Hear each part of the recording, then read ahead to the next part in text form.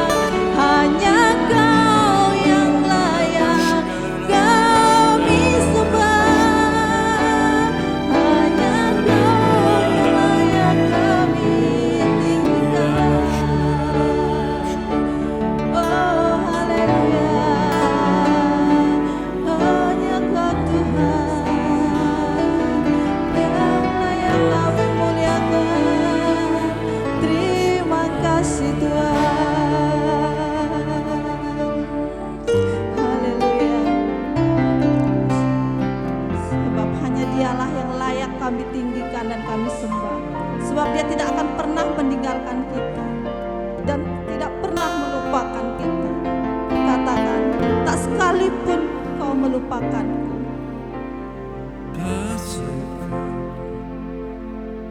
Melupakanku, kau menuntun langkahku. Ku tak pernah sendiri, kau tak tinggalkanku, tak sekalipun. Amin, haleluya. Melupakanku, kau menuntun langkahku. Ku tak pernah sendiri, kau tak tinggalkanku. Ku tak akan pernah menyerah sampai ku lihat kau bekerja. Ku percaya mujizat akan nyata. Ku takkan berhenti percaya. Tak sekalipun melupakanku, Tak sekalipun melupakanmu, kau menuntun langkahku.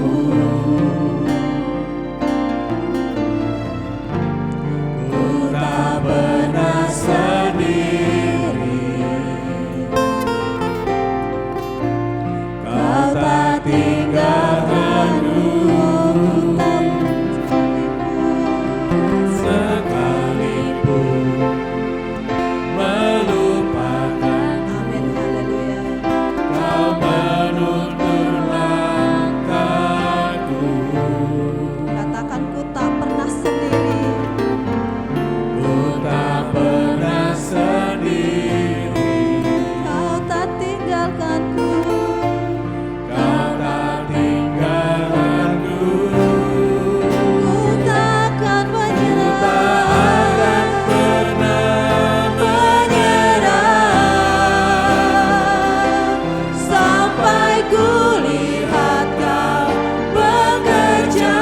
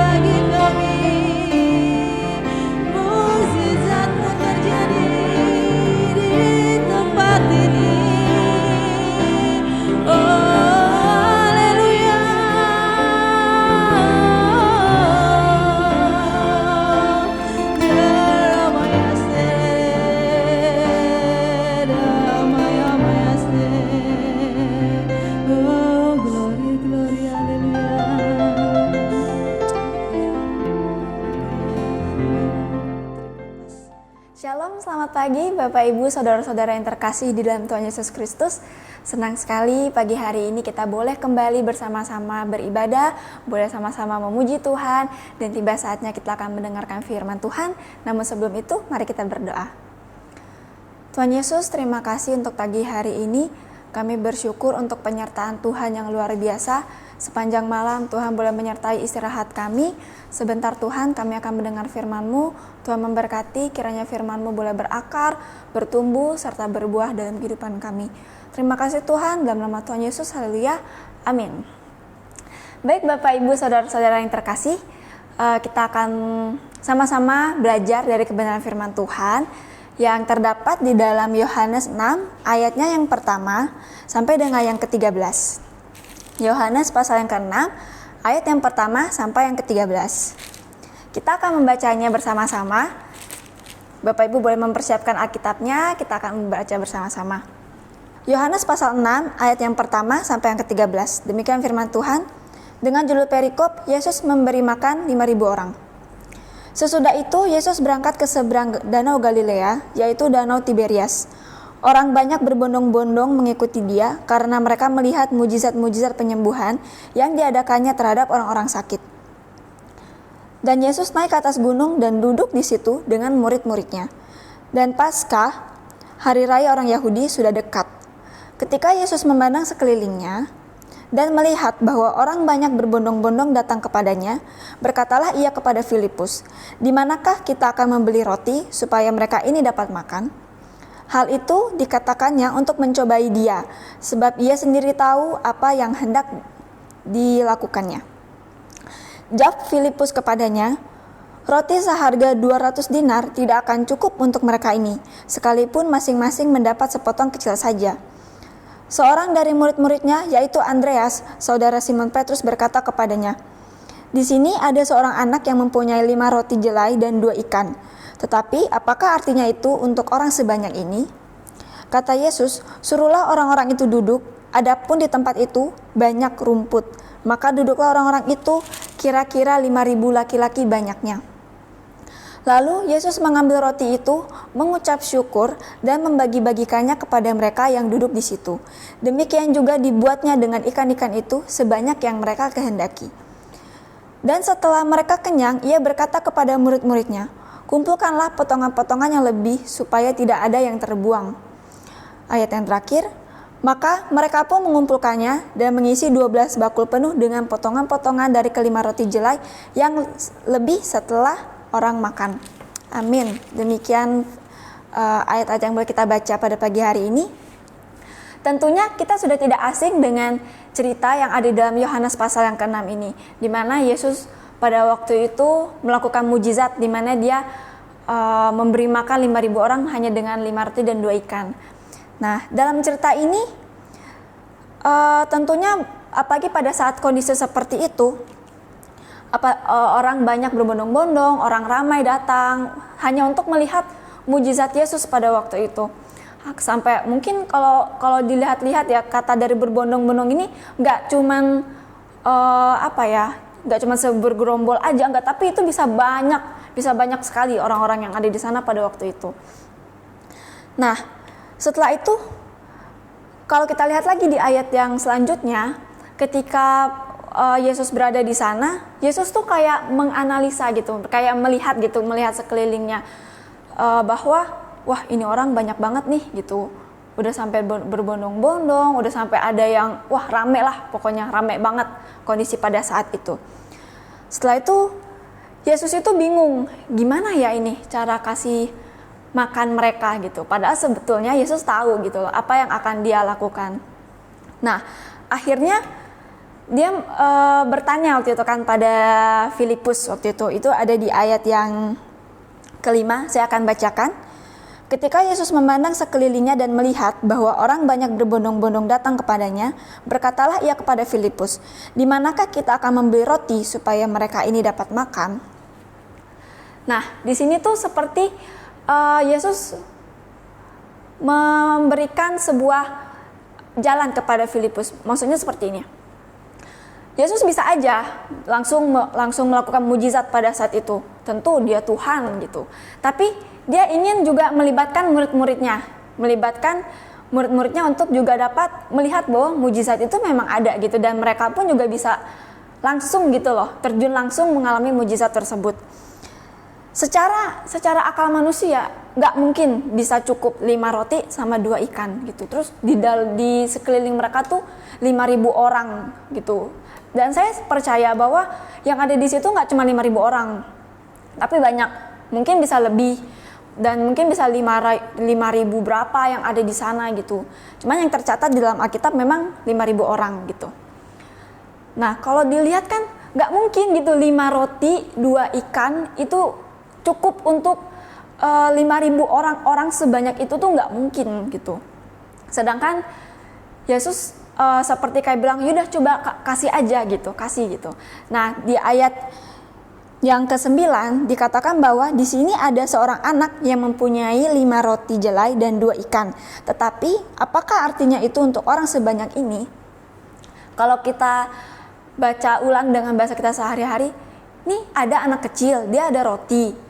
Tapi masa iya sih cukup untuk orang sebanyak ini? Apa iya bisa? Apa iya mereka kenyang? Apa iya mereka nanti nggak rebutan hanya karena rotinya cuma segitu dan ikannya hanya 2? Seperti itu. Nah, tapi di sini kita melihat bahwa Yesus itu mau mengadakan mujizat nggak cuma dia sendiri, tapi dia melibatkan murid-muridnya. Dia melibatkan orang-orang terdekatnya untuk coba melihat kalau memang mujizat itu tuh ada gitu.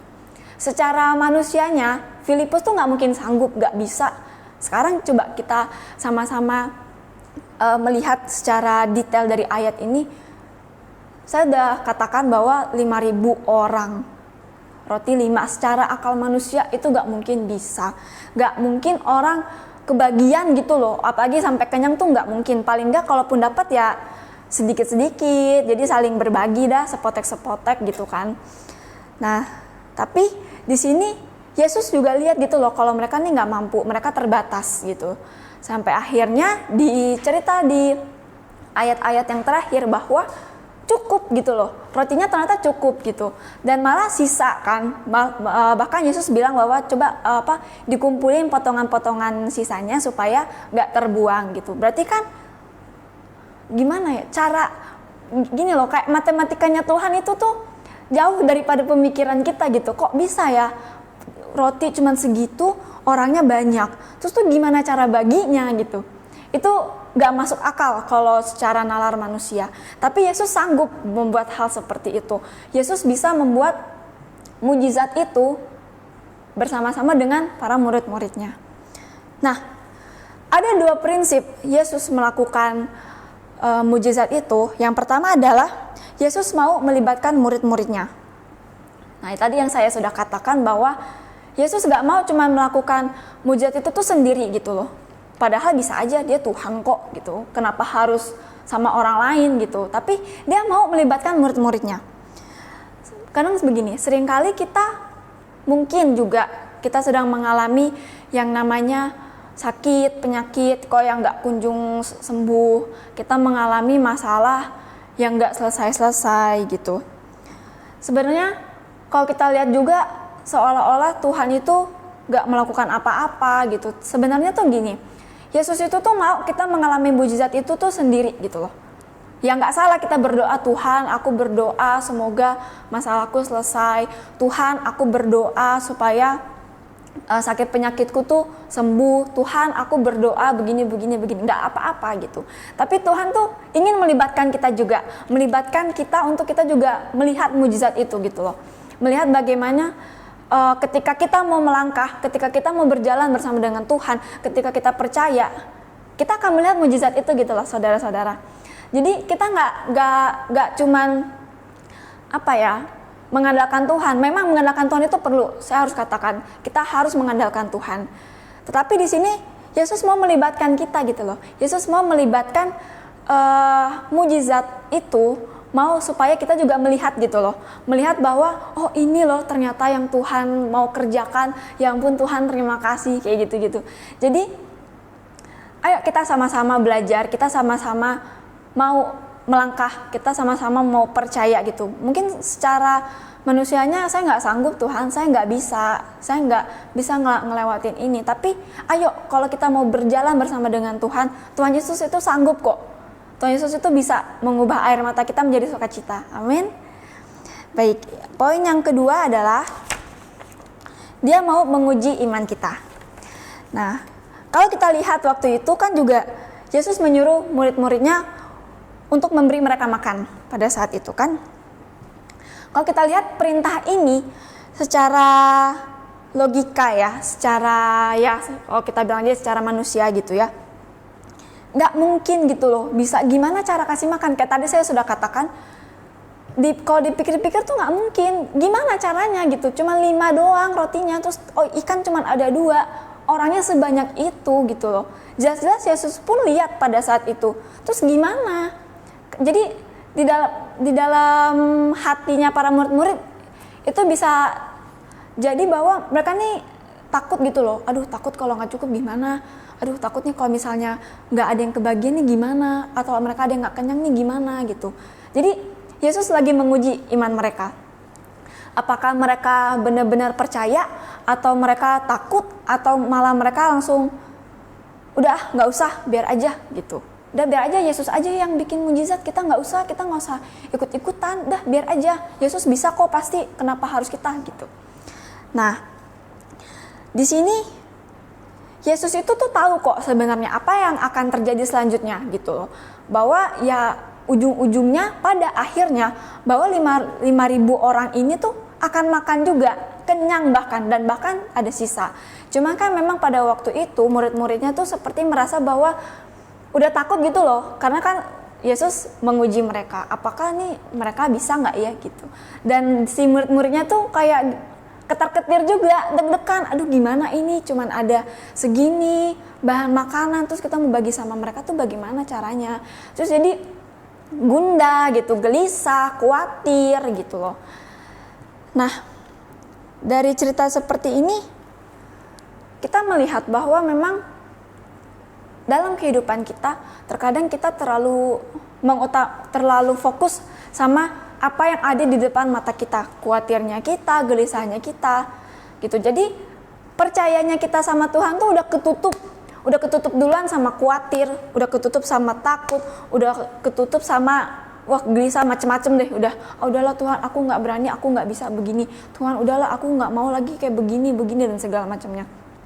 Jadi seolah-olah kita kayak udahlah biar Tuhan aja gitu, udahlah biar Tuhan. Tapi kan harus ada usaha gitu. Kita harus mengusahakan. Ada kan sudah dibilang bahwa iman tanpa perbuatan hakikatnya adalah mati. Jadi kalau kita hanya berdoa tapi kita nggak melakukan sesuatu, ya mati gitu loh. Jadi nggak ada apa-apa gitu. Nah, Tuhan tahu kok kalau kita itu nggak mampu menghadapi masalah. Saya nggak ngerti saudara mengalami apa pada saat-saat ini. Saya juga nggak ngerti, saya nggak tahu pergumulan apa yang saudara-saudara sekarang lagi doakan, kok sampai sekarang nggak ada jawabannya.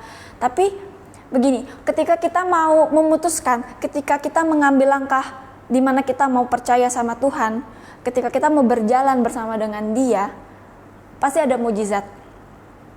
Kita nggak sanggup pasti. Saya pernah mengalami hal yang saya rasa saya nggak sanggup untuk ngejalanin itu. Saya pernah ada di titik di mana saya benar-benar terpuruk. Saya benar-benar ada di titik di mana saya udah kayak seperti nggak percaya Tuhan. Karena saya lihat mujizat Tuhan tuh cuman ada untuk orang-orang tertentu aja kok. Buat saya nggak ada gitu. Saya pernah mengalami seperti itu. Tapi pada akhirnya Yesus memperlihatkan gitu loh. Lewat siapa? Lewat orang-orang di sekitar saya. Lewat orang-orang yang mereka mendukung saya, mendoakan saya, dan saya melihat bahwa emang mujizat Tuhan itu masih ada gitu. Mujizat Tuhan itu tuh nggak pernah terlambat, walaupun mungkin kita berdoa nih udah lama, terus kok nggak dijawab, udah hampir mungkin udah bertahun-tahun gitu. Tapi percaya deh, pasti dijawab Tuhan gitu, pasti dijawab. Karena begini, ketidaksanggupan kita itu Tuhan ganti gitu loh. Air matanya kita juga Tuhan ganti dengan sukacita. Mungkin lama jawabnya, mungkin juga nggak sesuai, tapi kan akhirnya tuh luar biasa gitu loh. Bagaimana Tuhan bekerja dalam hidup kita tuh nyata gitu loh. Jadi ketidaksanggupan Yesus menggantikan ketidaksanggupan kita. gitu. Karena kita harus akui bahwa sebagai manusia kita pasti mengalami yang namanya titik di mana kita benar-benar jatuh, titik di mana kita benar-benar seperti lelah. Udah Tuhan, saya menyerah. Udah Tuhan, saya nggak mau tahu lagi. Udah Tuhan, saya mau berhenti aja. Tuhan nggak mau kayak gitu. Tuhan nggak mau seperti itu, saudara-saudara. Tuhan mau supaya kita tetap berjalan. Tuhan mau supaya kita tetap melangkah. Kita kan nggak sendiri, ada Tuhan yang bersama dengan kita. Tapi terkadang, ya itu, manusia itu terkadang sombong ya. Sombongnya tuh karena ngerasa, saya mampu, saya bisa kok, saya bisa jalan ini. Akhirnya ketika dia memilih jalan sendiri, ternyata berantakan. Ternyata nggak sesuai sama ekspektasi kita, nggak sesuai sama apa yang kita mau gitu. Jadi kita harus belajar bahwa penyerahan diri itu perlu. Ketika kita menyerahkan semuanya sama Tuhan dan kita mempercayai, kita melakukan bagian kita, percaya pasti ada mujizat. Seperti yang terjadi di kondisi pada waktu itu, di mana Yesus memberi makan 5.000 orang. Secara manusia nggak mungkin 5 roti 2 ikan. Kalau Yesus aja sanggup untuk melakukan mujizat ini, saya percaya hal yang demikian juga akan dilakukan kepada kehidupan kita kalau kita mau melangkah bersama dengan Tuhan, kalau kita mau diuji sama Tuhan. Jadi mari kita sama-sama belajar dari kebenaran firman Tuhan pada hari ini. Intinya apapun yang sedang kita alami saat ini, apapun yang sedang kita lewati saat ini, Tuhan tahu kok kapasitas kita. Tuhan tahu kemampuan kita tuh sampai di mana. Tuhan tahu juga kok ketika kita mengalami sesuatu yang berat, Tuhan tahu kalau kita nggak sanggup. Tuhan tahu kalau kita nggak kuat. Tapi Dia menggantikan. Dia mau berjalan bersama dengan kita. Dia mau supaya kita juga mengalami mujizat itu sendiri secara pribadi. Dan Tuhan juga mau ketika kita mengalami mujizat tersebut, kita juga menjadi mujizat bagi banyak orang. Dengan cara apa? Ada Kristus dalam kehidupan kita. Ketika Yesus ada dalam hidup kita, tentunya akan menjadi berkat. Amin. Dan pastinya mujizat itu pasti ada dan akan selalu ada buat kehidupan kita, asal kita percaya dan kita mau menjadi bagian dari mujizat tersebut. Amin. Demikian firman Tuhan yang dapat saya sampaikan pada pagi hari ini. Saya ingatkan bahwa kesanggupan Yesus menggantikan ketidaksanggupan kita. Karena Tuhan tahu kita terbatas, kita manusia, dan tentunya Tuhan ingin kita terus datang kepada Dia. Dia juga mau supaya kita terus menyerahkan diri kita kepada Tuhan, dan tentunya kita mau diproses. Amin. Baik, kita akan menyaksikan firman Tuhan pada pagi hari ini. Sebelum itu, mari kita berdoa. Tuhan Yesus, terima kasih untuk kebenaran firman-Mu yang boleh kami dengar pagi hari ini. Kami bersyukur Tuhan untuk semua yang boleh Tuhan lakukan dalam kehidupan kami. Kami bersyukur untuk mujizat yang boleh Tuhan lakukan. Dan kami juga percaya bahwa mujizat masih tetap ada. Dan kami bersyukur Tuhan bahwa apapun yang boleh Tuhan lakukan dalam kehidupan kami itu semua baik. Dan kami percaya Tuhan bahwa kesanggupan-Mu yang akan membantu ketidaksanggupan kami. Kami manusia, kami terbatas, tapi Engkau Tuhan yang gak terbatas, yang akan terus memampukan hidup kami dalam menjalani setiap kehidupan kami. Kami mau berdoa Tuhan untuk bangsa dan negara kami Indonesia. Kami bersyukur kami boleh menjadi bagian dari bangsa ini. Kami bersyukur kami boleh lahir di bangsa ini. Kami berdoa Tuhan untuk kesejahteraan bangsa Indonesia. Kiranya Tuhan boleh terus memberkati bangsa ini. Dan kami rindu bangsa Indonesia boleh menjadi berkat untuk setiap bangsa-bangsa di luar sana Tuhan. Kami mau berdoa Tuhan untuk kasus COVID yang masih ada dan justru ada virus baru. Kami mau berdoa Tuhan, kalau Tuhan pada waktu COVID-19 awal-awal yang dulu Tuhan menyertai kami percaya sekalipun virus apapun yang datang di bangsa kami percaya Tuhan juga akan menyertai kami. Tuhan akan menuntun kami dan Tuhan juga akan melindungi kami. Berkati Tuhan untuk setiap para pemimpin yang ada di bangsa kami, baik yang tertinggi hingga yang terendah. Kami berdoa untuk mereka, kiranya Tuhan Kau memberikan hikmat kepada mereka, memberikan mereka akal budi, untuk mereka dapat memimpin bangsa ini menjadi lebih baik. Karena kami percaya gak secara kebetulan Tuhan memilih mereka, tapi ada suatu rencana yang ingin Tuhan lakukan kepada mereka untuk bangsa ini. Terima kasih Tuhan, kami juga mau berdoa untuk setiap orang-orang percaya dimanapun mereka berada.